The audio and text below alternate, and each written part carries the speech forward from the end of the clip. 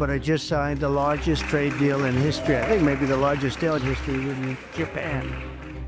30 years of free trade across North America virtually wiped out by a single executive order. Of course, I don't think anyone could have foreseen this happening. There are all kinds of unintended consequences that will fall into place. With time, it will become apparent that these actions will end up hurting American workers and American consumers. The American auto industry has faced hard times, oil problems, and tough global competition before. But few shocks have been as big as the sudden new tax of 25% on cars brought in from other countries. This new rule, meant to save American jobs, caused problems far beyond Washington. Factories are slowing down, parts makers are worried, and Canada is quickly trying to take advantage of the changes.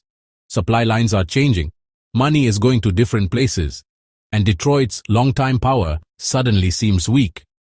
One decision has started a new fight for power in the North American car world.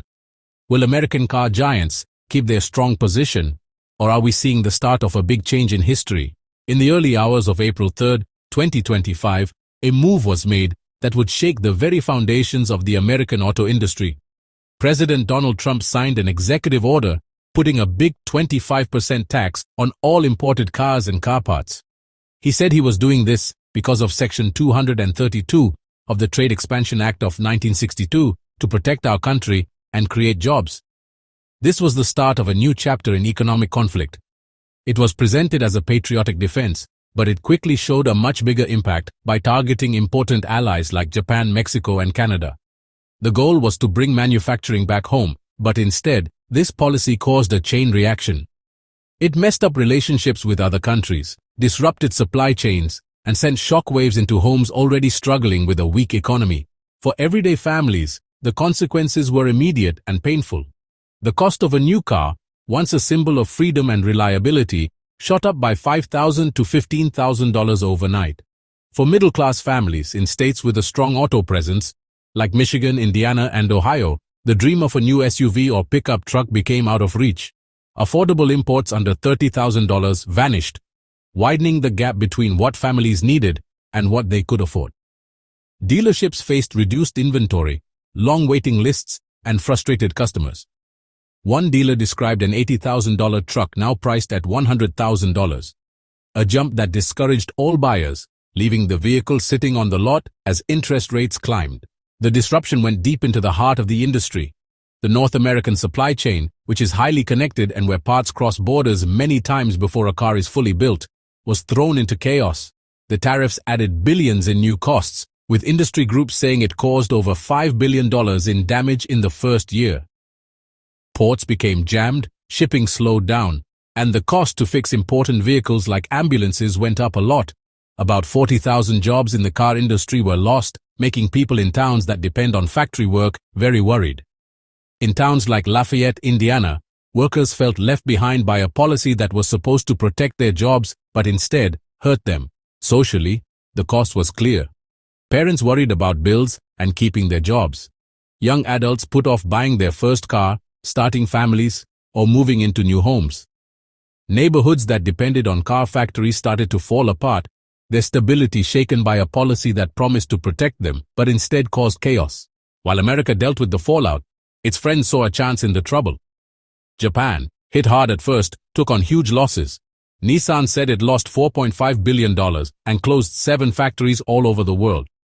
Subaru, facing a $2.5 billion shortage, raised prices in the US and started sending exports to Canada instead. This changed their global plan to avoid more problems.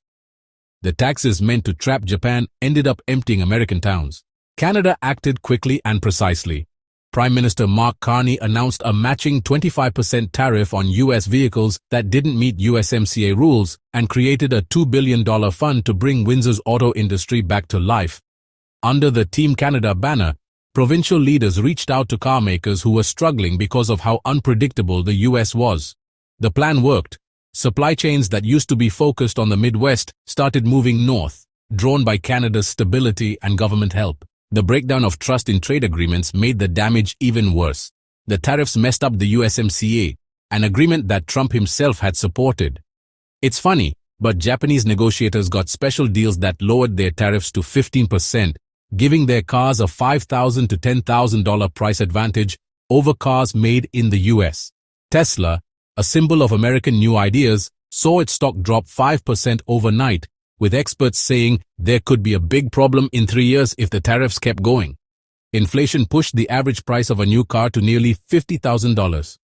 Families put off buying, and analysts predicted almost 1 million fewer vehicles would be made by 2025.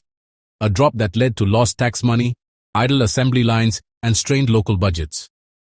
Moody's lowered the US credit rating to AA1, blaming the instability caused by tariffs, which raised interest rates for home loans and other loans for the very families the policy was meant to help. The ripple effects became clear.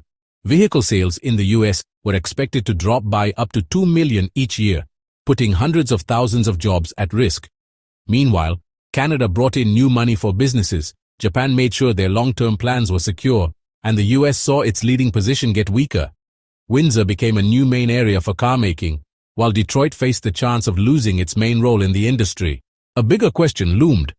What was gained from a policy that destabilized alliances, inflated prices, and weakened the very people it promised to protect?